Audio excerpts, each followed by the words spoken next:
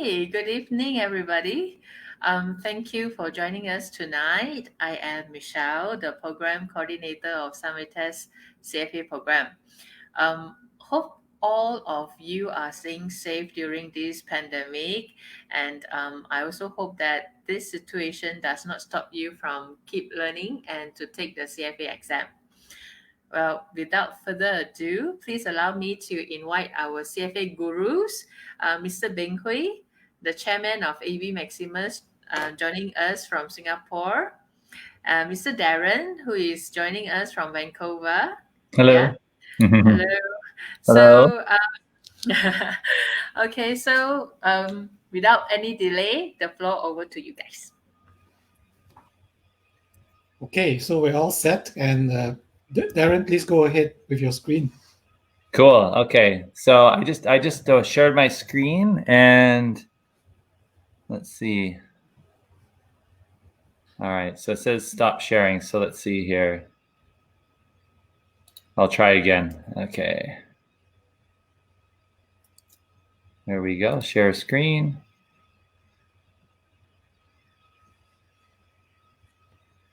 Okay, let's try that again. Okay, so there we go. Oh, there we go. Okay, good. Okay. Okay, how does that look, folks? Can you see that all right, Sifu?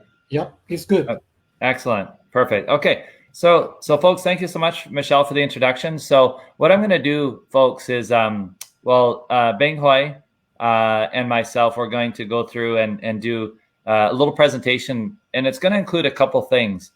First of all, on the next slide, it's going to cover just some key points that he and I we've been talking about for some time now.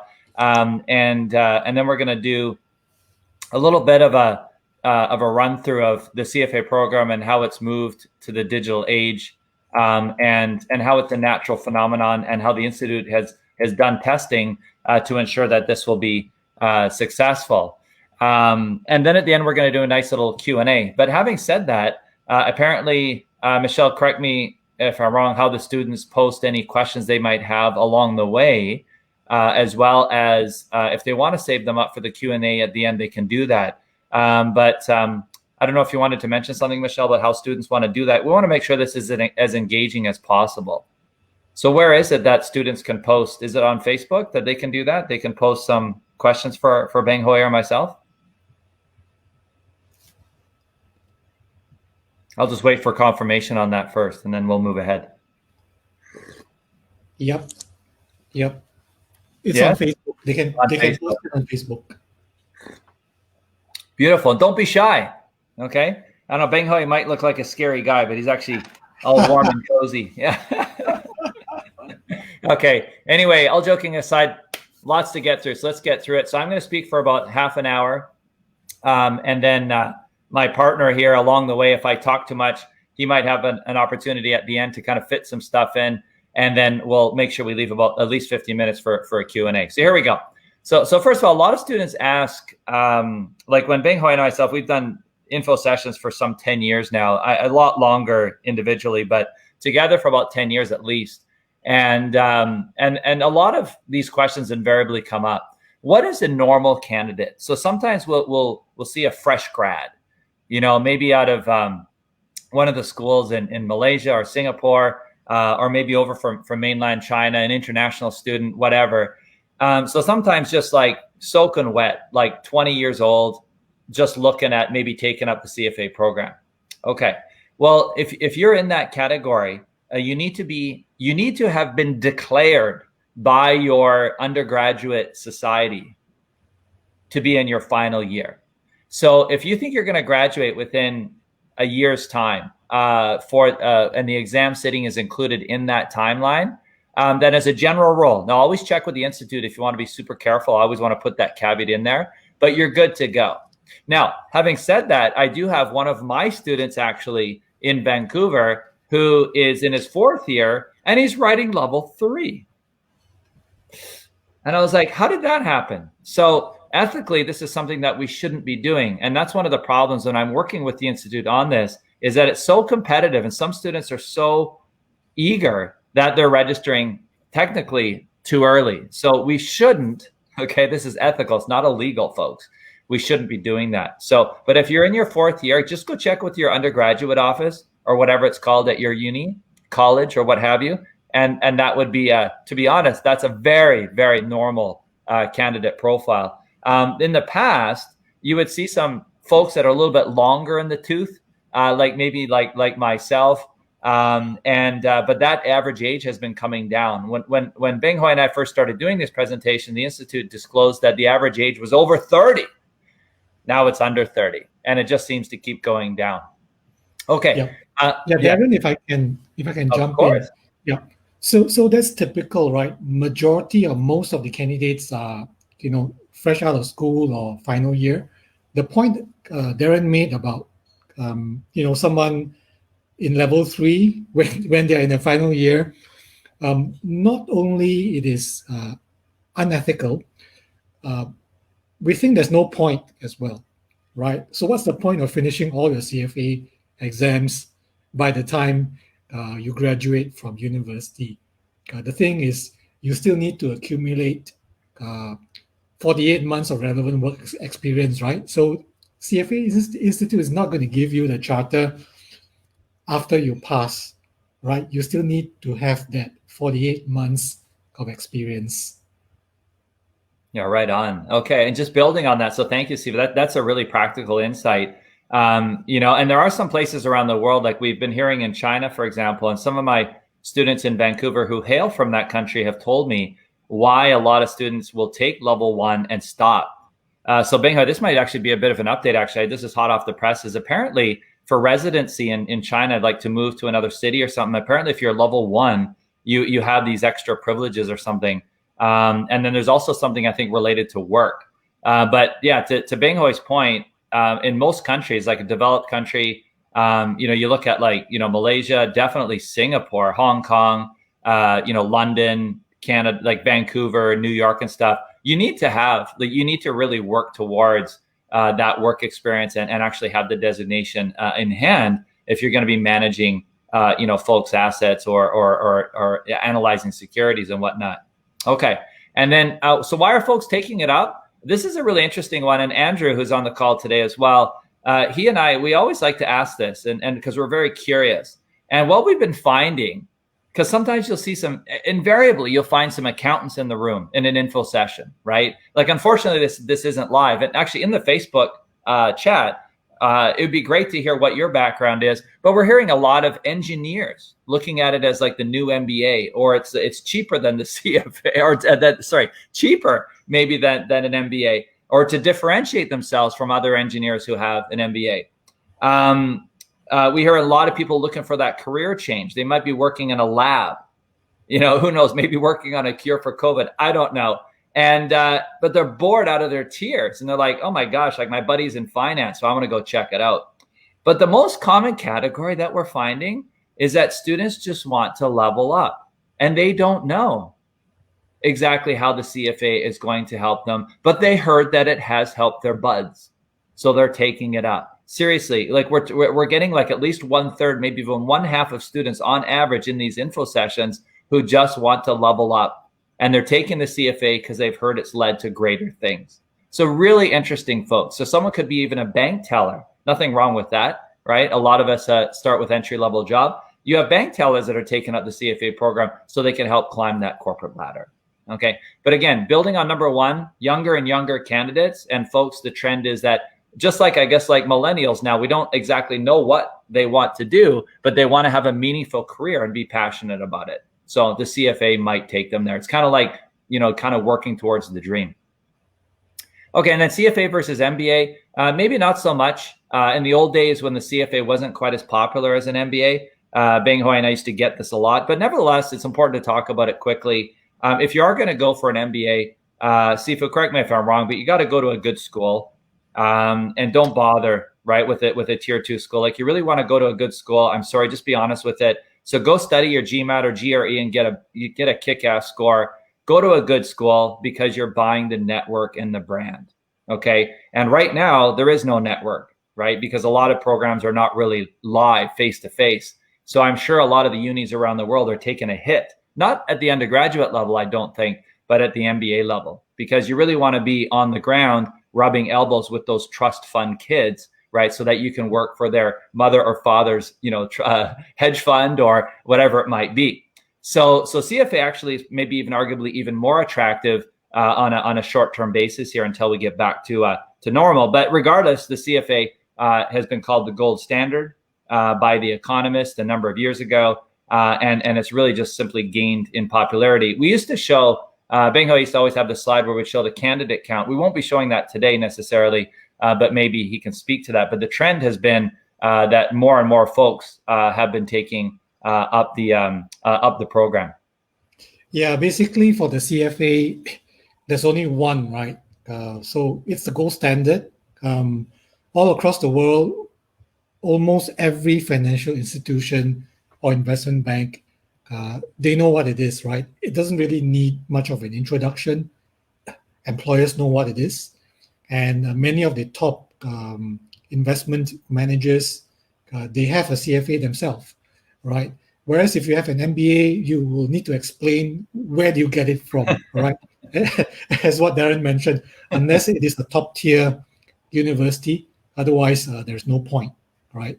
Okay. And of course, from the cost perspective, obviously when you weigh that, it is more flexible, right? So if you have already checked out the CFA Institute website, there's a lot of information about how many candidates there are, where is CFA available, everywhere basically, almost everywhere. So it is really accessible from a location point of view and also from a cost point of view as well. All right, so it is the gold standard, and many employers do recognize it. Okay.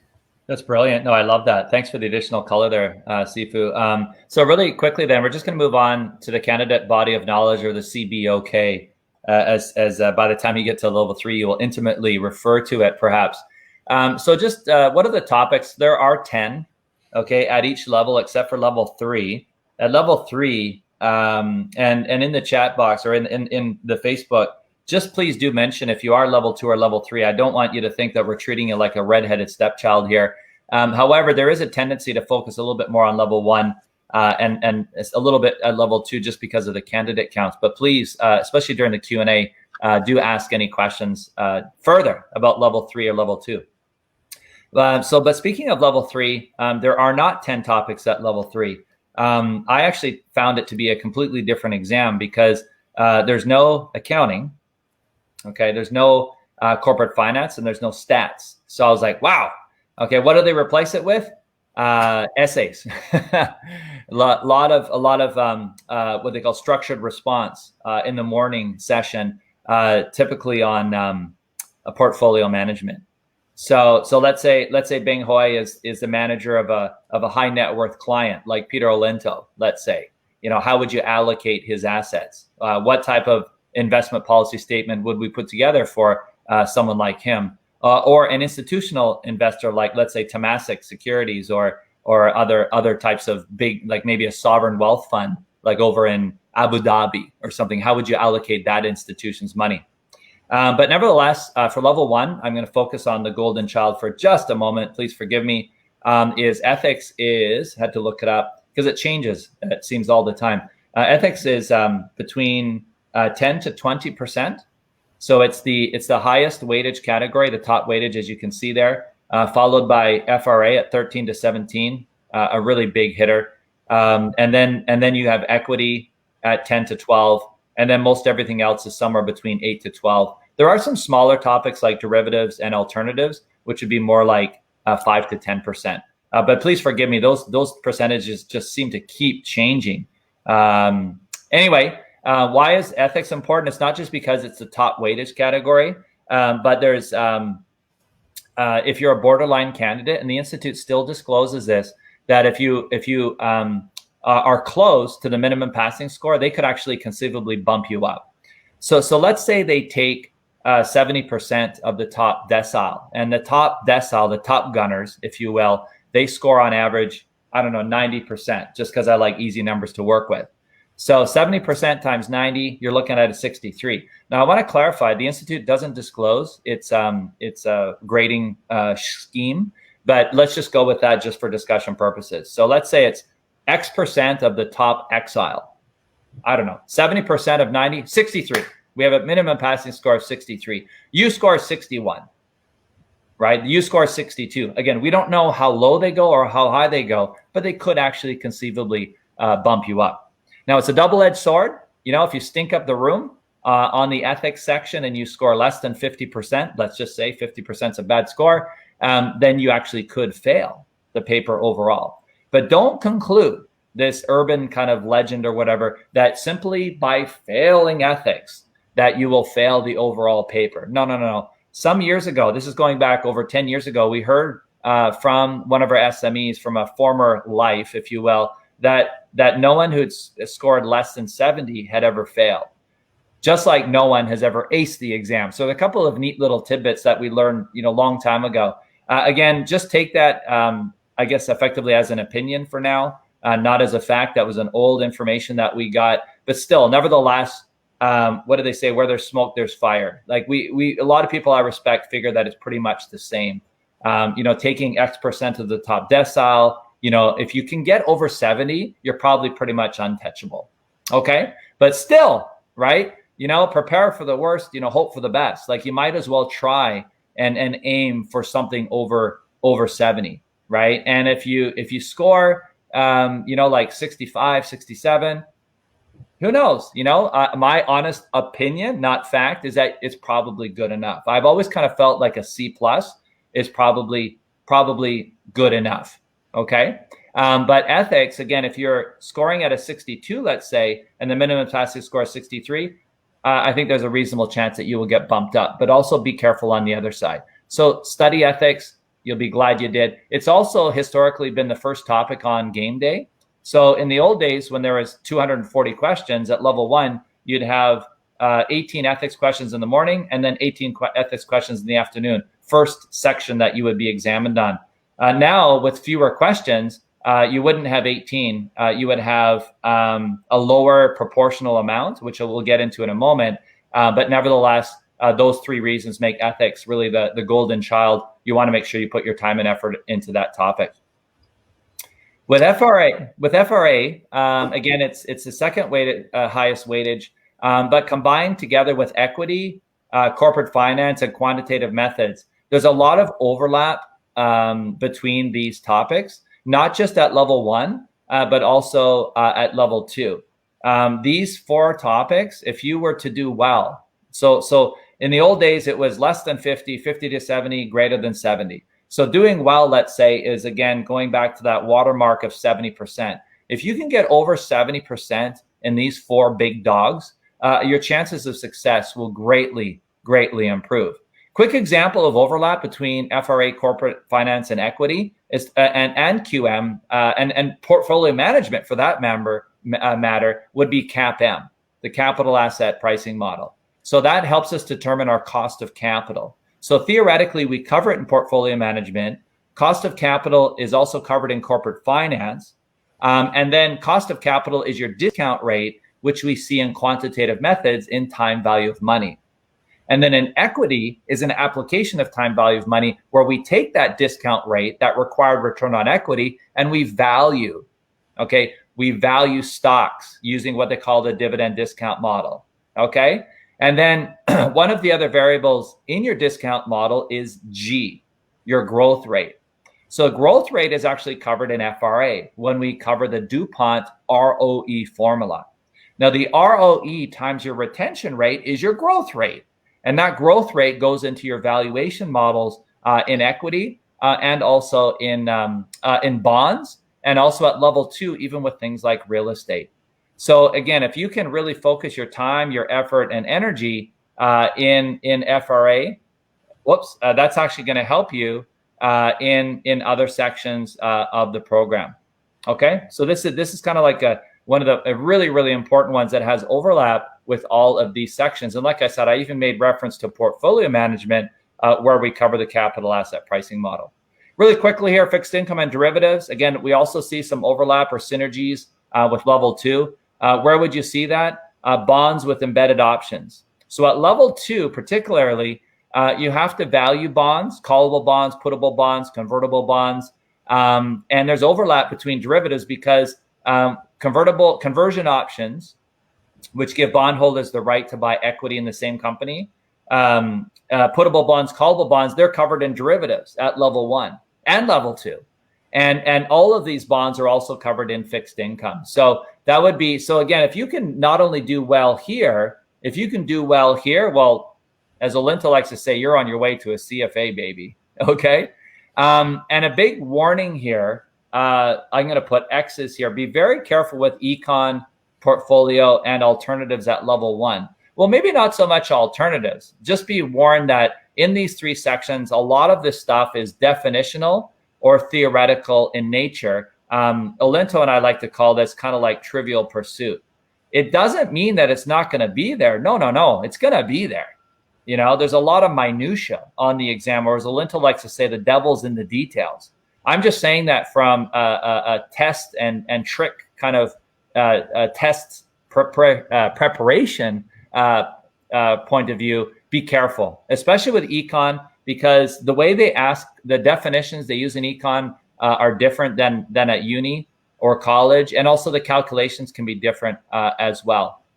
Okay, weightages, I've already spoken to them. Hot topics, I think I'll leave that for now, just because things are changing. But generally speaking, when it comes to hot topics, there's a debate about whether they make themselves onto a forthcoming exam. But since the curriculum is not changing in 2021, I just don't know if this is such a relevant thing to talk about. But if anyone has heard any rumors and you want to talk about it, maybe you can bring it up during the Q&A. Okay. Oh, go ahead, Beng Hoi. Yeah. Okay. So in case some of you missed a part of what Darren mentioned just a while ago, so there are 10 subjects, right? Basically, the level 1, 2, and 3, all the exams are graded on a total score, right? Say in level 1, there are 10 subjects. So theoretically, you could, do well in some and do not so well in others.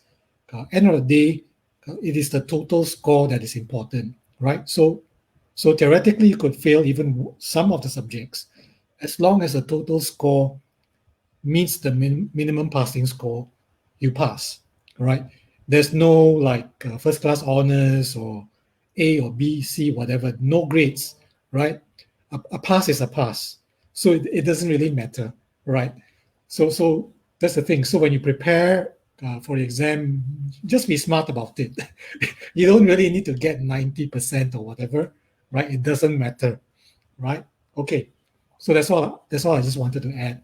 No, it's beautiful. And you might remember, Beng Hoi, there's a rumor that someone did ace the exam, and of course they were from like Singapore, but in fact, a very long time ago, I think maybe 20 or 30 years ago, they used to actually recognize the top student in a particular country. Oh, right? Yeah. So I've seen it for myself. I think in the first maybe 20 years of CFA exam, so after the person's name, there's actually a star after it. Oh. So we recognize that in the early days, but they kind of given up and there's no point. So there's no CFA level 1 with a star anymore. Oh, that's good to know. Isn't that interesting? Yeah, it's actually kind of an unfortunate in a way, but I think what it is that they probably just, they want to move away from giving the investment industry the impression that just because you score well or because you score on your first attempt, they want to move away from thinking that implies any type of superiority in terms of equity analysis or fixed income, that kind of stuff. That's my understanding why they have generally moved away from that. In fact, I was watching Olinto's webinar last night, and he made it really clear, that on average, we're not all going to make it through each exam on the first attempt. And he made it extremely clear that was quite normal, because, work, personal commitments, they conspire, they get in the way of our best laid study plans. So it's very important for everyone on today's call to also understand that that first of all, number one, there should be an expectation. You know, as Jackie Chan likes to say, you know, you prepare for the worst and you hope for the best, but you have to manage your expectations. There's a reasonable chance that you will not clear one of these exams. That's the first thing, to manage your expectations. The second thing is that it's totally normal. You know, that's the first thing, that it's normal. The second one is that just because someone doesn't clear doesn't mean that they're a dum-dum. It just means that maybe, right, personally or professionally, something's gotten in the way, right? So anyway, so that's a last thing I want to add there. And then on exam prep materials, well, of course, you're here today as part of the whole Sunway test, AB Maximus train. So this is our presentation. So forgive us, we're not going to talk about the other guys. It's really about Wiley, Sunway, and AB Maximus. So when we talk about self-study, obviously that's pretty self-explanatory. You just get the CFA textbook. That's actually included in your fees, which I'm going to talk about in a moment. And I want you to liken us as your personal trainers. So when you watch the videos and whatnot, you're going to get Olinto, myself, and a few other folks who are all charter holders, of course. And then on the ground, you're going to have some trainers. Now, in the short run, of course, it's going to be what we call synchronous. So we have to be really careful with the language. There's asynchronous, which are videos. They've been recorded in a studio for the most part. And then you have synchronous, which is like what we're doing right now. Okay. So, and then in terms of your reading materials, again, you have the CFA textbook versus a study guide. So Wiley has a study guide, and the study guide can be likened to, I don't know if they have it in Asia, but in North America, when we study Shakespeare, we have something that's called like the Cliff Notes, or the, there's another name for it, but Cole's Notes. And it's kind of like a easier to digest, easier to understand version of Shakespeare. So instead of like, thou shalt not, blah, blah, blah, it's like, what kind of language are you talking there? So the study guide is easier to digest. And usually at level 1 and 2, we say, don't even bother reading the textbook. Level 3, you do. But levels 1 and 2, it's too verbose, and we just don't have the luxury. It's the best, the CFA textbook, but we don't have the luxury, unfortunately, especially if we want to sneak in those 300 hours.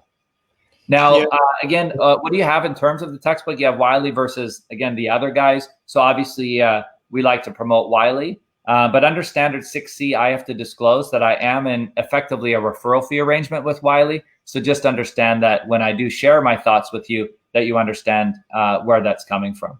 Okay.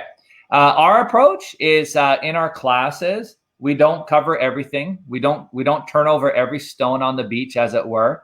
We focus on what we feel are the core concepts. So earlier I talked about trivial stuff. So like, for example, in alternatives, let's say, for example, they talk about what are 10 hedge funds. So you've got like market neutral, you've got short bias, you've got merger arbitrage, right? You've got macro hedge fund. So, okay, so that's an LOS, right? I can't remember level 1 or level 2 or level 3, but anyway, that's an example of a laundry list. Okay, we're not going to cover that in class as a general rule. What are we going to cover? What is core? Okay, well, going back to FRA, we learned that ROE, right, is net income over sales times sales over assets times assets over equity. This is core. Okay, that's called the DuPont model. And that helps us do an attribution analysis on where does ROE come from. Is it because we're more profitable? Is it because we're moving more inventory? Or is it because we have debt in our capital structure, so we're levering up and magnifying our returns? Where is it coming from? And then when you take the ROE and multiply that by your earnings retention rate, you get your growth rate. Now, in the dividend discount model, intrinsic value, price today, is the forecasted dividend over R minus G. Well, where do you get the G from? Well, we got it from here. Where did you get this from? Well, we got it from here, which is an FRA. That is core. Okay? That's an example of what is core. Oh, yeah. And by the way, this dreaded required rate of return, where did we get that? Oh, we got it in portfolio management in the capital asset pricing model, where we learned that R is RF plus beta times RM minus RF. That's covered in portfolio management. Oh, and it's also covered in corporate finance, by the way. overlap, folks. Study efficiently. You'll be glad you did. And that's what we do in class as a general rule. And then in terms of study plan, it's very simple, much like a gym routine. Beng Hoi and I talk about this all the time. This will just never lose its luster. It really is the analogy of having a personal trainer, okay, which is us. And what we do is we motivate you to try your best to pre-read before coming to class. And then you're going to attend those synchronous classes in the short run. And with any luck, right, Michelle, hopefully not too long, we'll have you back in a live face-to-face environment. But nevertheless, it's going to be synchronous. It'll be in real time. And Michelle, correct me if I'm wrong, but will they be recorded? Maybe we can take that offline. But if you can mention that, that would be super cool. And then also, then you're going to work the practice questions. So Wiley has, I think it's more like 5,000, but to play it safe, I'm going to put, they have about 3,000 to 5,000 questions in their test bank. So more than you're going to need. Okay. And then finally is the meet me halfway speech. So if you don't pre-read before coming to class, when you attend the class, well, you're not really meeting us halfway.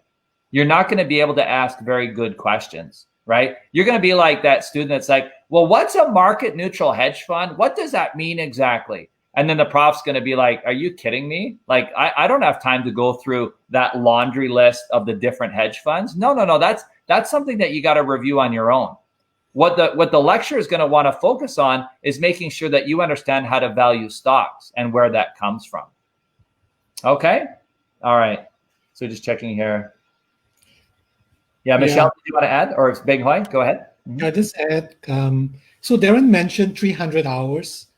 So this is the average, time that a candidate spends per level of exam, and we just want to add that this is based on a candidate with some kind of background, maybe some background in finance, in accounting, in business. So if you are an engineering grad or a science or arts grad, then you might need more time and not just at 300 hours. So basically, again, to level up and catch up a little bit on that econs or accounting, so that you're kind of like on par with, the majority of the other candidates.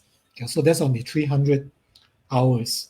So there's another point that Darren mentioned about the study guide.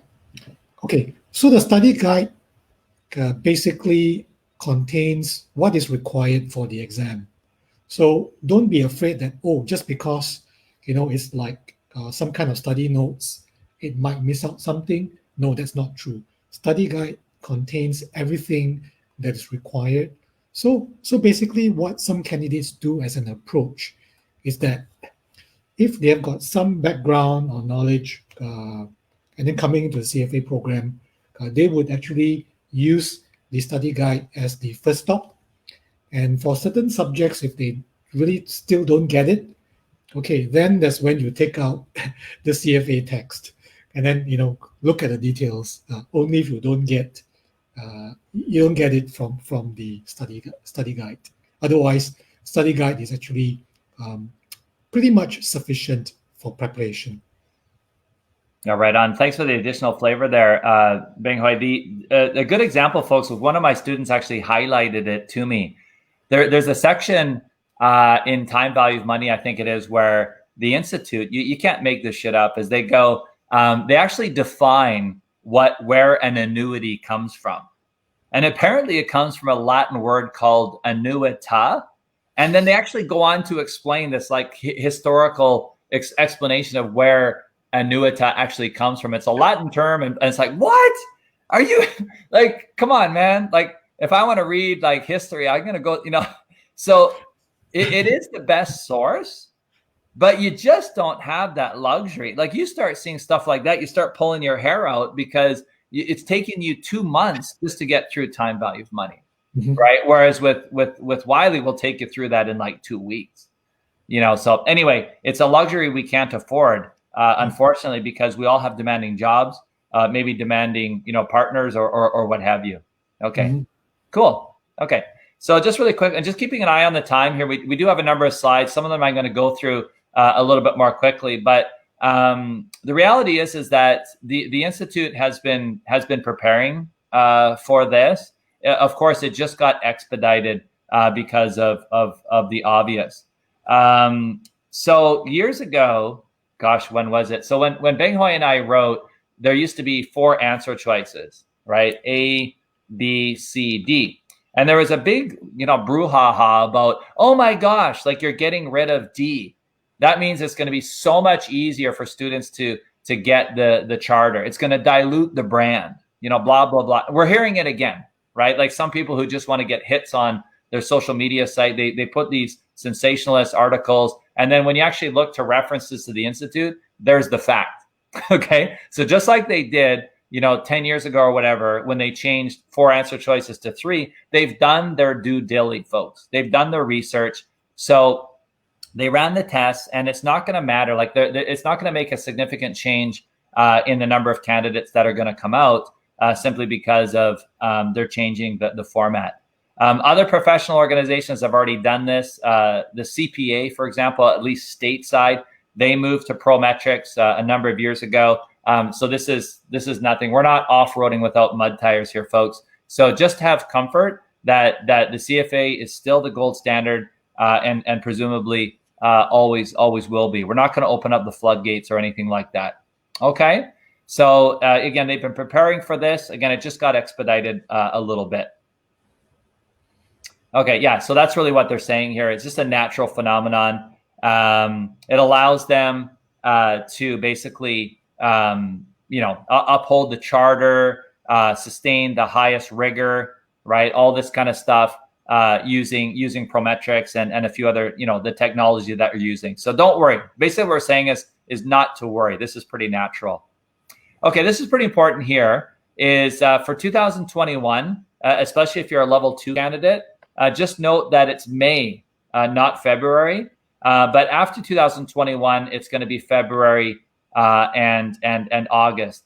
So again, going back to the whole natural evolution, digital age, one of the things that this is going to help facilitate is it's going to help facilitate flexibility. Now, not only is it going to facilitate flexibility in terms of timing. Okay, so you can see that. Look at this, folks, 4 times a year. So it's but it's also going to facilitate flexibility in terms of location. So, for example, you could write. Let's just say, for example, you could write in KL. I'm not sure what the exact sites are. Maybe Michelle can chime in. Maybe Penang. There should be wherever there's a Prometric site that is up and running. And there's a slide coming up in a bit. But now there are some 400 locations around the world.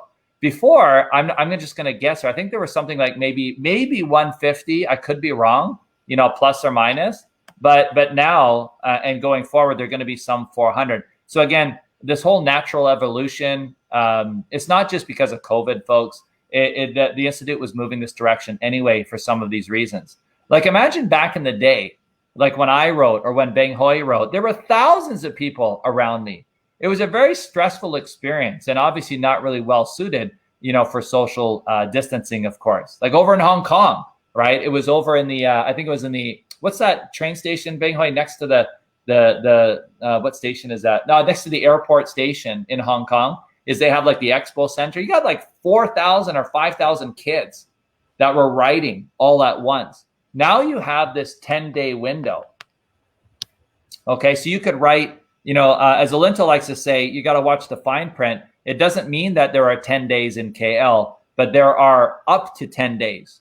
So around February, I don't know what the exact dates are, is that you could have potentially 10 days, but you need to check to see how many are available in your area. Okay, so this is a neat one actually that the team was looking at before today's call, just to make sure we got it right. There's a neat little diagram here that shows you, if you are, for example, a level 1 candidate, what are some of your options? Now, this one here obviously is contentious. It depends. Even just this past week, a number of locations like London, went down. Singapore and Vancouver, they were as part of that list, an earlier list from a couple of weeks ago. So December might not even be an option for you, but if it is, that's great. But just stay tuned for any potential changes. So what we have here again at level 1, we have 4 times a year, and then if you move on to level 2, again, just be careful. You have May. Okay, May in 2021. But if you're looking at 2022, it's actually going to be in February. It's not going to be in May. And I'm not going to worry too much about level 2 or level 3 unless that comes up in the Q&A at the end. So this one here is a little bit more powerful graphic. I think it's a little bit easier for us to follow. Let's say that you do write in December, and if you pass, then you're going to be writing level 2. Again, not in February, but in May. What if you fail? Okay, well, unfortunately, it happens. Like I said before, there's no shame in it. It does happen fairly often. The average candidate now takes 4 to 5 years to clear. Okay, now that was when the exam was offered, annually. Now that it's offered more often than that, Beng Hui, correct me if I'm wrong, but I think it's obvious that probably we're expecting, I think, for students to maybe finish earlier than 4 or 5 years, but compressed a bit. Yeah, so we might see that come down a bit. We'll see.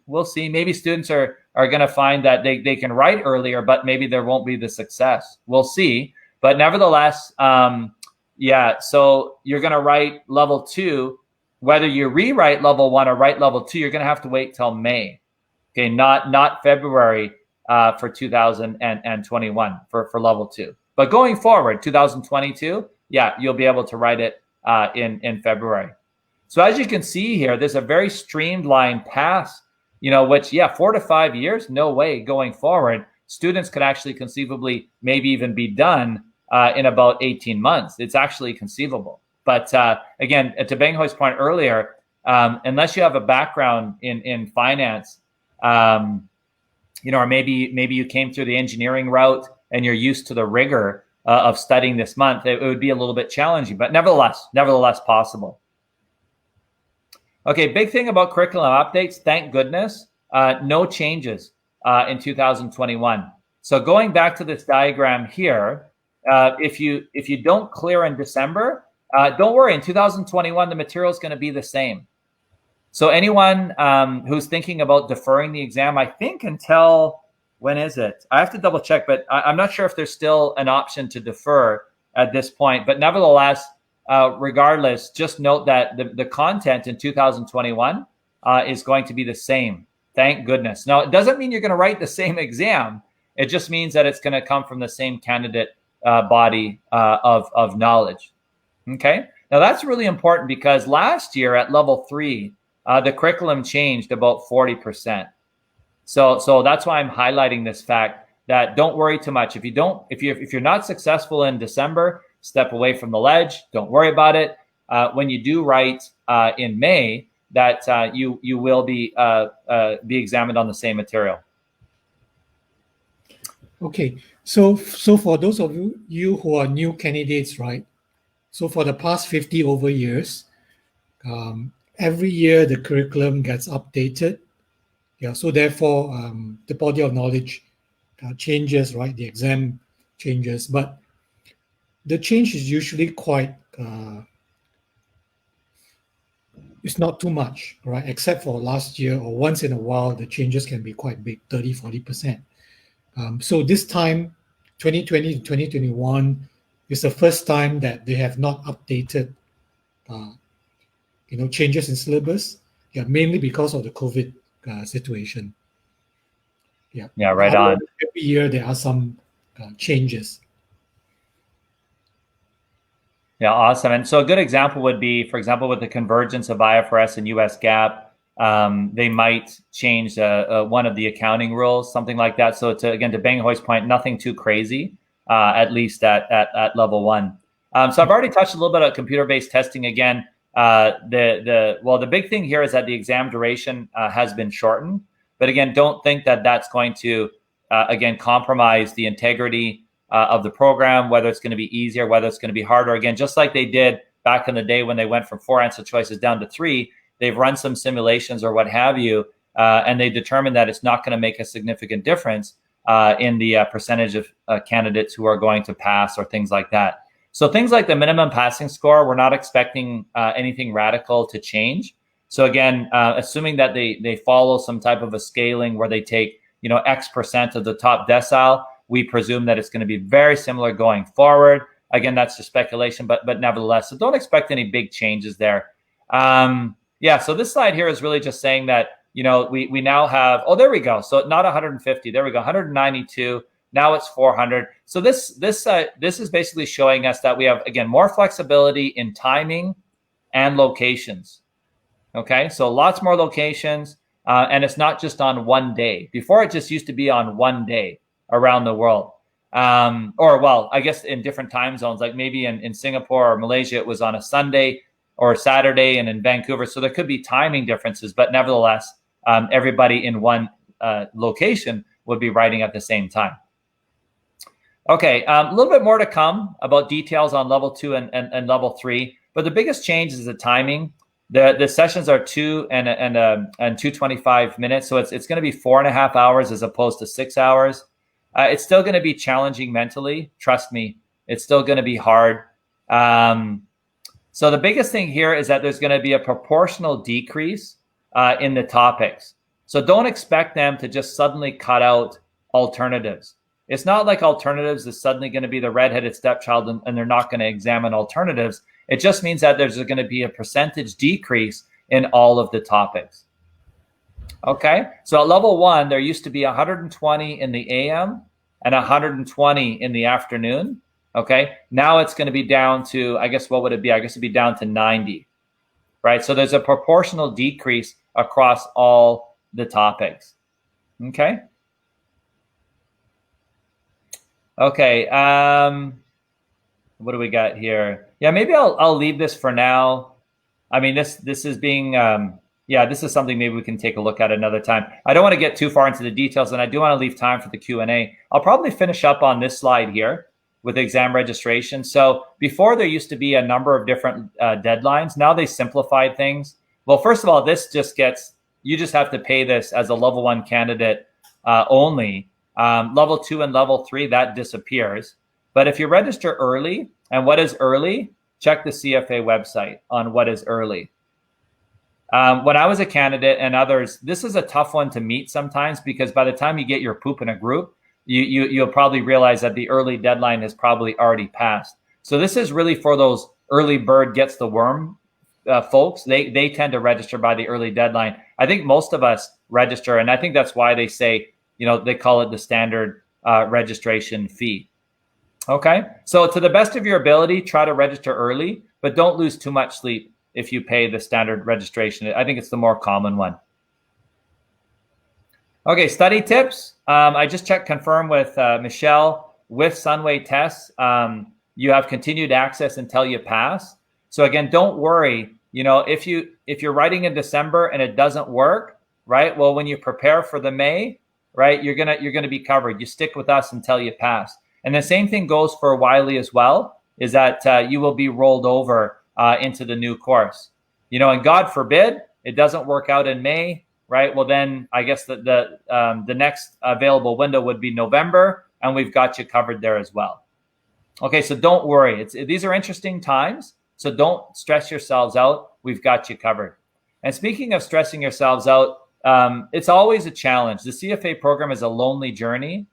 We have things like, the WhatsApp group. So we have this community, right, of folks who are, they can be pretty active. It depends on the cohort. I don't want to guarantee anything here, but some cohorts are pretty more active than others. I found that the cohort in Malaysia, they tend to be quite active, especially relative to like my Singapore cohort or whatnot. Very active, a good group.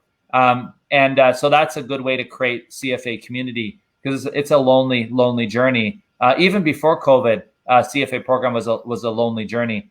Going back to CFA versus MBA, with a CFA, with an MBA, the joke is an old joke that they take your money. If you go to a good school, like an Ivy League school, Oxford, whatever, they're going to charge you in excess of 100,000 US or pounds. The CFA program is obviously, as you can see here, much cheaper. If you add a study guide on top of that or a prep course, you might be $2,000 per annum US. But with an MBA, it would be like maybe 100 grand. So, but the problem is that the CFA takes your time, and it is a lonely journey. So create a study schedule that works for you, and as part of your personal training, we're going to help you with that, right? When you come to the virtual classes, when you come to those synchronous classes, that's part of the program, is that we're going to work you through a program that works for you. Okay, so there we go. Q&A. How do we do, Michelle? Not bad. We left a little bit of time. We might have to go over a little bit, I guess, if we want to fit some questions in, but hopefully that was okay. Yeah, there were some points Darren was checking with Michelle. So the deferment for the current season just closed yesterday, 20th October. Thank you. Okay. If you sign up, then you can't defer anymore. And then the February exam window is 16 February until 1st March. So this one is, quite long. 16 Feb to 1st March. Yeah, maybe it's because that's the first season for the exam, so they give you a little bit more time. Yeah. Okay, so we're open for Q&A now, and we welcome any questions that you may have. Is there a fixed sequence of subjects I should enroll into? Well, I've been doing most of the talking, so why don't you go ahead, Sifu? Sure. Then I'll jump in if necessary. Mm-hmm. Okay, so the thing is this, right? The exam is by levels, 1, 2, 3. So 10 subjects in level 1. Sorry, you can't pick your subjects.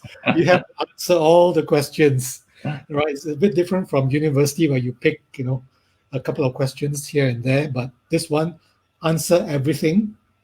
There's no penalty for shading the wrong answer or typing in the wrong answer in this case.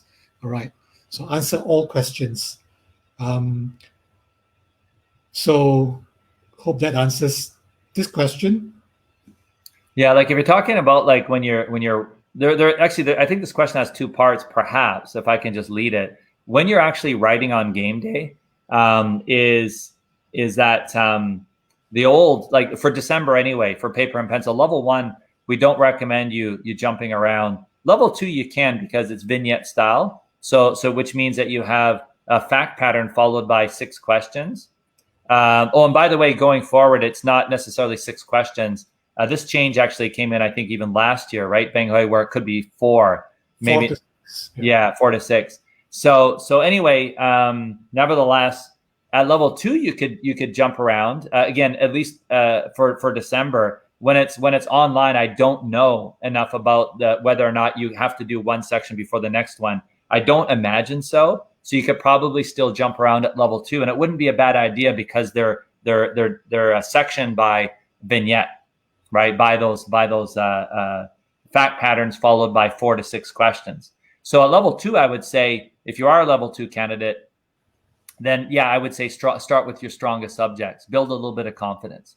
Level 1, no, don't do it. I have a quick analogy that what happened to me when I wrote what's called the Canadian Securities course, which is kind of like the Series 7 stateside. It was 60 questions, and I did jump around. The problem was that when I finished the exam, I was on bubble 59. How many questions were there? 60.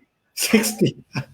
I had no idea which one I skipped. So I had to go back until my answers looked like I was a dum-dum, or stopped looking like I was a dum-dum. Yeah, that's the risk, I guess, for the computer-based testing, right? If you're jumping around, you might forget which one you have not answered. Okay, in case some of you missed the jargon there, the fact pattern or the vignette, it's a mini case, okay? Oh, thank you very much. Yeah, vignette sounds like a French word. What the hell does that mean anyway, right? Oh dear, yeah. Oh, just a second. One of my alarms is going off. Hold on. Alarm? Okay. Yeah, no, I'm like this is too early to wake up, man. I've been up since like 5:30 my time, but Okay. yeah, at least I combed my hair this time. Anyway, okay. Or did I? All right. So, but maybe your question was more related to like when you're preparing, which I think it was, but I think it was good to talk about the exam tips as well. Is some folks say, you know, focus on the high weightage stuff. Yeah, I mean, I think the biggest tip is save, as I said in the beginning, save like the touchy feely stuff, the econ especially, save it till the end.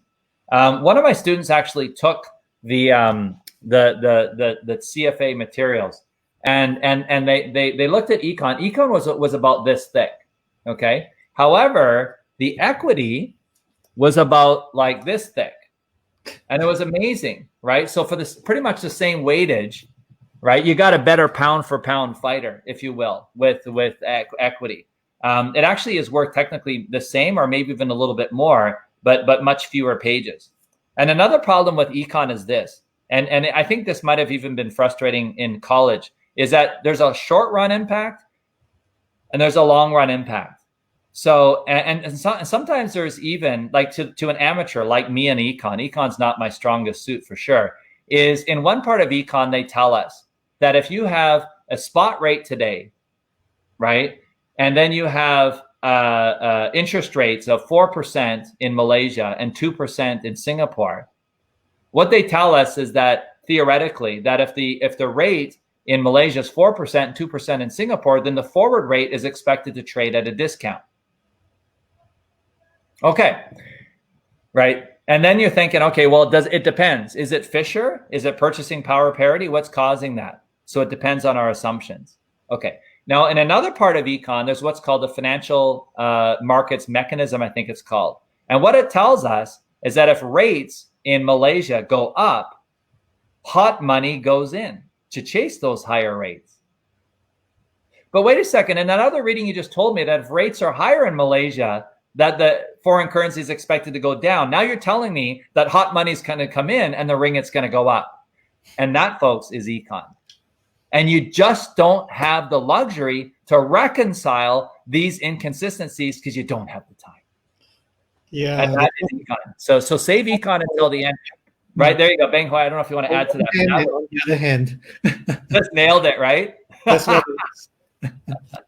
Yeah. So what it is, folks, is there's probably or presumably a short run impact and then a long run impact. Here's my tip for you, though, and I got this from an old Stala SME, is if the fact pattern is silent, again, to Beng Hoi's line, what's a fact pattern? That's like the question, not the question stem itself, like what is the value, but the fact pattern, the information before that. If the fact pattern or the question stem itself does not explicitly state that they're looking for the long run, assume the short run. Okay, so that's a little tip for econ. It might not be much consolation, but wait until you get into econ and we'll know what we're talking about. Again, the other one is like alternatives. At level 1, it's all definitional. They pulled out all the valuation. They moved it to level 2 a number of years ago. So you're not going to be valuing private equity or hedge funds or real estate until level 2. It's all literally definitional. The only calculations are to calculate the return on a hedge fund. You know, whether or not it's you have a high water mark, whether you have a soft hurdle or hard hurdle, stuff like that. A lot of tech jargon that's very specific to hedge funds. You know, whether it's like a 20% fee on assets under management and a 2% management fee. That's about it, right? Other than that, there really isn't much. So alternatives, just save it until the very end because definitions are easy, but also the information is easily forgotten. So in other words, if you memorize that a merger arbitrage is you go long the target and you short the acquirer, you might remember that today, but you might forget it in a week's time. With a market neutral hedge fund, you'll learn that basically you diversify away systematic risk because you have a beta of 0. You know, and how's that different from another fund? Well, you have a short bias fund where the hedge fund just goes more short than long. So some of this stuff, you're like, okay, intuitively, I think I can remember that. Short bias, you're probably going short. Okay, market neutral. So some of this stuff you can remember, but there's other stuff which is very subtle, right? For example, in commodities, when they talk about, you know, roll rate, or they talk about whether it's contango or backwardation. Well, so in one of them with contango or backwardation, the forward market is cheaper than the spot market or vice versa. I'll be honest with you, I always get them mixed up. So that's something where, again, with the definitional type section, save alternatives till the end. GIPS at level 1 is a memory dump, right? So in other words, here's an example. You have a composite. You have a fund like an equity fund. So every fund has to go in one composite. However, if it's fee paying, it goes into the composite for GIPS for performance management, but it also goes under assets under management, funds under management. However, if it's non-fee paying, it still goes into funds under management, but it does not go into your composite. Okay, things like that. You have to use a geometric return, not an arithmetic mean in GIPS. You cannot annualize your returns. You have to give a definition of the firm. There's a laundry list which is so long, right? And it's a memory dump. So again, if the exam was just about GIPS, it would be easy peasy lemon squeezy. But the problem is that when it's a memory dump type concept, it's here today and it's gone tomorrow. So if you were to write the exam in 2 weeks hence, you would presumably fail it, but you would ace it the next day. So again, wait for things like GIPS, which is in ethics. Wait for things like alternatives, which is later on, and push econ to the end for the reasons I described. Okay, so don't just focus on the heavily weighted stuff. Think about the content. Is it theoretical? Does it use the right side of my brain? Does it use the left side of my brain? Yeah. Okay, so that's a little tip. Any other questions there, Michelle? Did we see come through? Yeah, this group is pretty quiet. Here's one. Any work experience required prior to the exam? Well, the answer is no.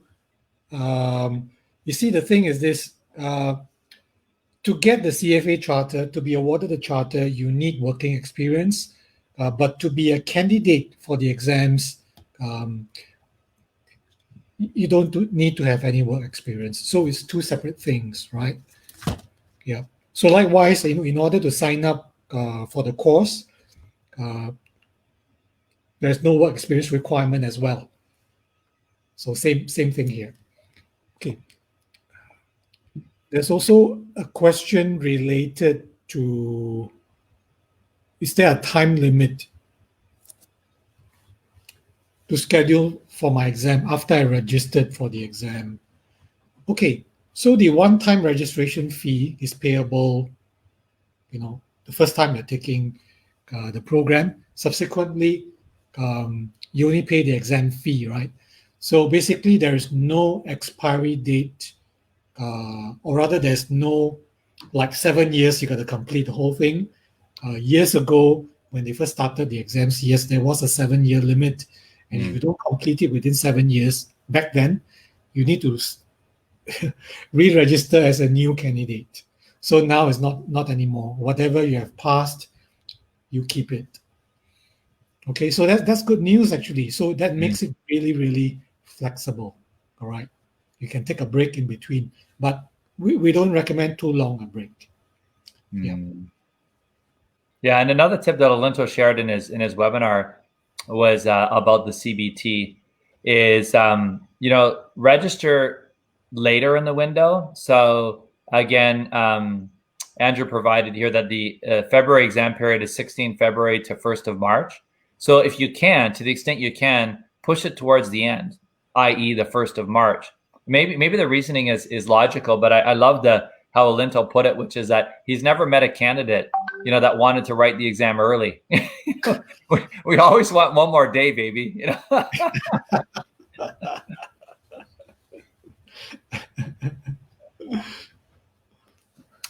All right.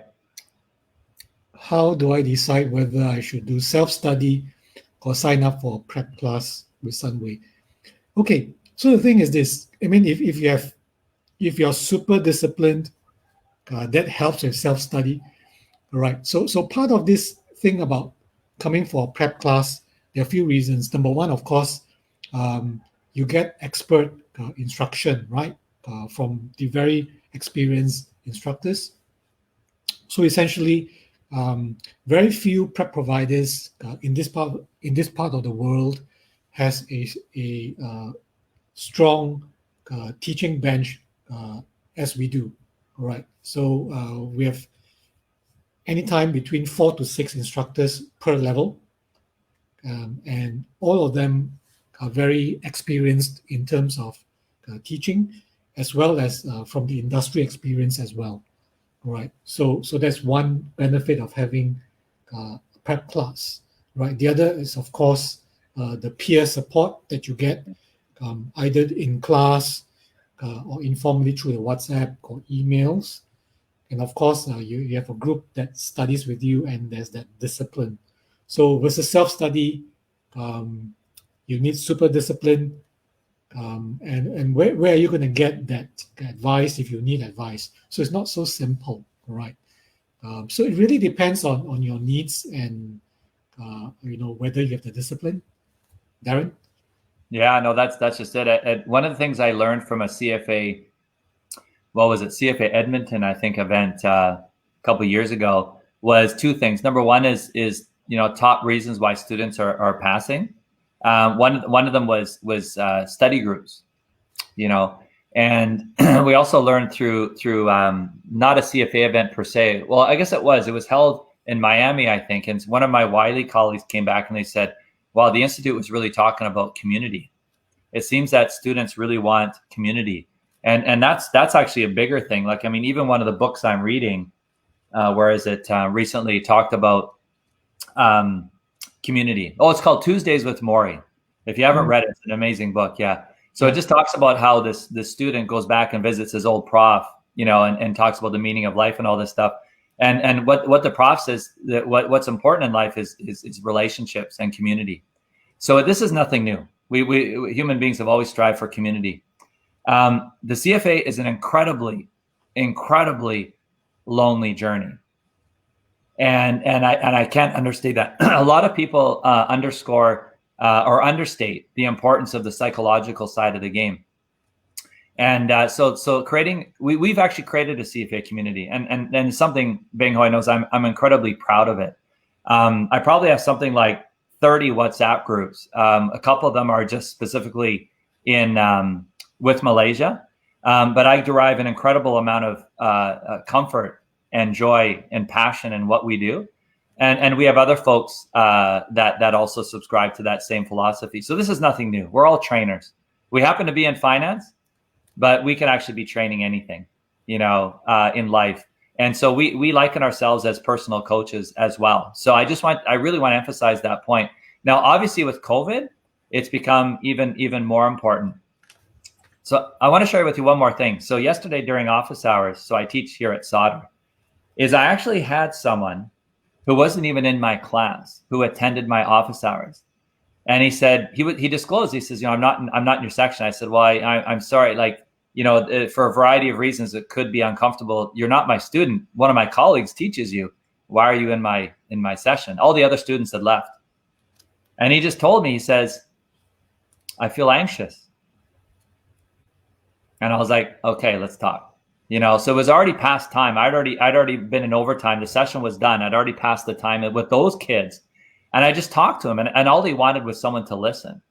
And students are struggling right now. They're on their own. They're like one of my students in Dubai. Apparently the numbers in Dubai have gone up. They're really, really struggling, and they just need a good listener. And that's the other takeaway from the book Tuesdays with Maury, is that there aren't enough good listeners out there, and we're listeners.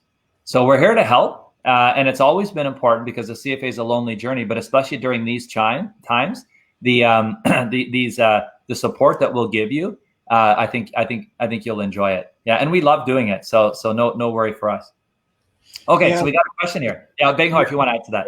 Yeah, quick one. Yeah, the community is important. I mean, it's not just helping or advising for the exams, but also sometimes beyond that, professionally, right?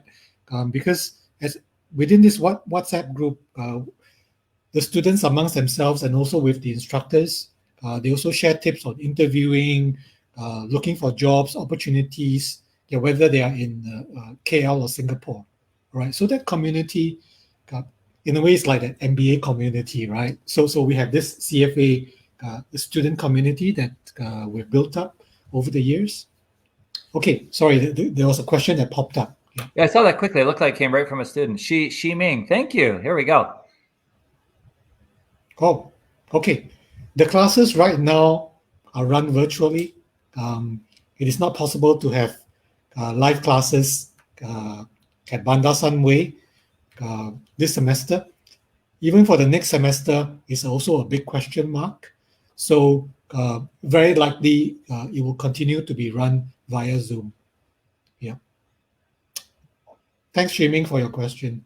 Yeah, thank you. We'd like to see more. Yeah, thank you very much. Now, I just want to build on something here. Now, the timing is mystical. Well, Bing Hui and I have always had mystical timing for, I don't know, I guess we're just destined, man, I tell you, to work with each other. But anyway, I actually have a friend. Okay, so building on networking. So in the live classes, these synchronous, these virtual classes, these synchronous classes, you have these experts that Beng Hui has brought in, from Singapore and also from Malaysia. And these folks, I kid you not, have just like Beng Hui and myself, like in excess of 20 years experience in some cases, at least 10 in the industry.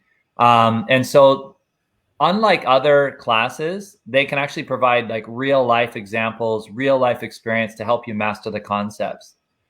And tying that together, actually, here's a really interesting story. So I have a colleague here in Vancouver, like Beng Hui, is a Malaysian, Beng Hui is in Singapore, obviously, but my friend is living in Vancouver. And he started a micro private equity fund. And just the other day, he reached out to me and says, hey, in your network, do you have anyone who wants to join the party? So this is the kind of stuff that can come up, like where, for example, I put it out to my undergrad kids, and I'll put it out to you. You're more than welcome to reach out to me on LinkedIn. But if you're interested in something like that, maybe it's something you do off the side of your desk because it's a startup. But these are the kind of things that can happen, you know. And one of my students said it best. Actually, one of my teachers said it best in Vancouver a long time ago. He says, Darren, always be really, really nice to your students because you never know, one day they might offer you a job. That's true in today's context. But all joking aside, that was a serious offer there. So I mean, on LinkedIn or whatever, I don't use Facebook. So if you did, you could be waiting a couple of years for a response. But if you are interested, do let me know. But these are the kind of things that come up, right? Job opportunities, internships, real life experience, how to apply the model in real life, going beyond the CFA curriculum, but at the same time, helping you stay focused on the task at hand, which is obviously to pass the exam. So we try and strike that balance between community, helping you pass the exam, applying this stuff in real life, which is kind of neat. So hopefully that answers your question. I was just so passionate about it because I've always been passionate about it, but especially under these interesting times, this community is so important, and it's a living, breathing community. It's not some fake one where you got a bunch of fake friends and stuff like that and fake news. It's like, it's real.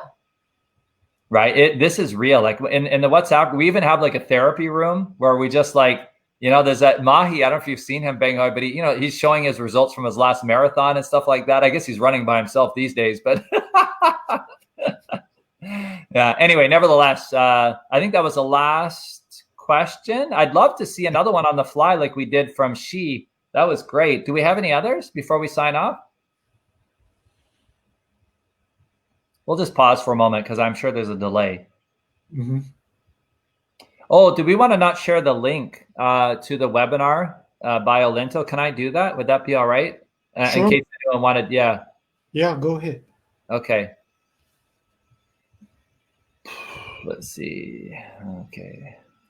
Very quickly here. So basically, Peter Olinto and Darren, they are the global instructors from Wiley. And so for our program at Sunway Test, so most of the lecturers come from Singapore. Some of them come from Malaysia, KL. And of course, Darren will be teaching a large part of the revision classes right before the next exam cycle. Okay, have you shared the link, Darren? I have. So there it is there, and also I just put in the WhatsApp link as well, because I know we talked about it a few times. So yeah, there you go. Yeah. Okay. It's a go-to webinar. All right. Oh, thank you for that. Oh, cool. Yeah, thanks, Andrew, or whoever did that in the back end. Appreciate that. Okay. Yeah. Awesome. Yeah. Looks like there are no other questions. Okay. When is this webinar happening? So that's actually an archived one. Okay. It was from August. So on that note, just ignore any references to deferring. So Andrew in the back end there and Beng Hoi vocalized it that it was yesterday. So just ignore the slides that where Alinto talks about your deferment options. Obviously those have been updated. Yeah. Oh, we have another question. Here we go. Yes. This is a good one.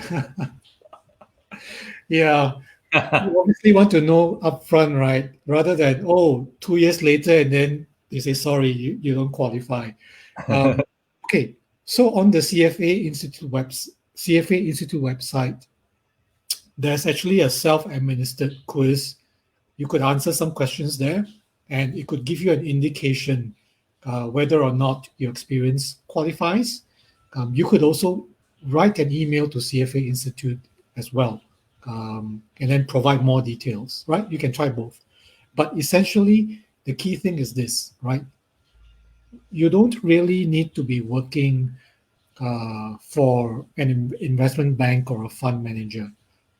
What is important is what you do and not the company that you work for, right? It's a job function. It needs to be investment decision making or activities that are related to investment decision making. So, for example, you can be working in a manufacturing company, but if you help that company make investments, then obviously that qualifies, right? Or you could be an auditor, but if you are someone who is auditing financial institutions, that would also qualify. If you work in the central bank as a regulator, obviously you are regulating financial institutions, so that would qualify as well. But if you are, say, a regulator in another industry, okay, then sorry, that wouldn't qualify. Okay, so we hope that answers your question.